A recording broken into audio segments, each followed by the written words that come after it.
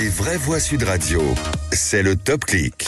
Et une députée LFI a interrompu son discours pour réprimander la première ministre qui vapotait. Oui, c'est pas courant, les leçons de bonne manière d'une députée d'opposition à la chef du gouvernement. Bon, il faut dire que Caroline Fiat était aide-soignante de profession. Pensez-vous réellement, Madame la Première ministre, sincèrement, alors que le ministre de la Santé hier, pour des raisons de santé publique, a annoncé qu'il ne fallait plus fumer sur les plages, aux abords des bâtiments publics.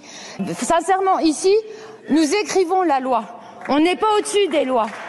Vapoter dans cette enceinte, pendant que je suis en train de vous parler, c'est un mépris total. C'est un mépris total.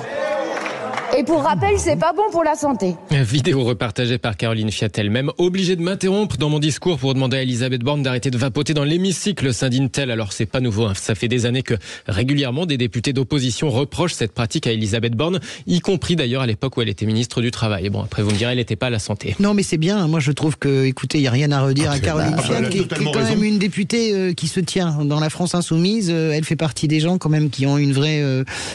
quelque chose de bien, une vraie tenue qui confirme la règle. Et elle a répondu, la première ministre. Mais bon, mais c'est normal qu'elle se fasse houspiller et puis elle peut pas continuer à faire ça. C'est quand même extraordinaire de dire aux gens, vous pouvez pas fumer à la plage, mais vous vapotez dans l'hémicycle. Non, mais il est interdit de fumer dans l'hémicycle. Point final.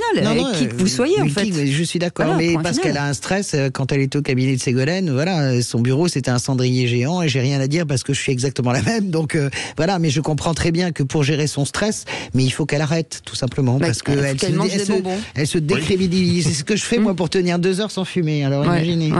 Après, à la pause, je vais pas balancer, mais à la pause, voilà, je vais fumer. Voilà. Non, mais je comprends Elisabeth Borne son stress, mais il faut qu'elle arrête.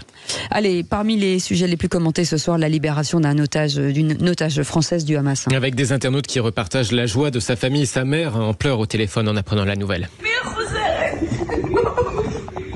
Mia Chem est libre, écrit Emmanuel Macron. C'est une grande joie que je partage avec sa famille et tous les Français. La France agit avec ses partenaires pour obtenir leur libération dès que possible, ajoute le chef de l'État. 2 otages du Hamas libérés tout à l'heure, dont cette jeune femme franco-israélienne de 21 ans. Elle avait été enlevée au festival de musique le 7 octobre. 4e otage français libéré par le Hamas, précise le ministre des Armées Sébastien Lecornu, qui promet « Nous ne relâcherons pas nos efforts jusqu'au dernier otage ». Je serais curieux de savoir comment ça se passe concrètement. Qu'est-ce qu'il y a ? Il y a eu un dialogue. C'est intéressant. Entre le Hamas et... C'est par le Qatar, en fait. Il n'y a aucun dialogue direct, ni avec Israël, ni avec la France, ni avec les États-Unis. En fait. Merci Félix Mathieu.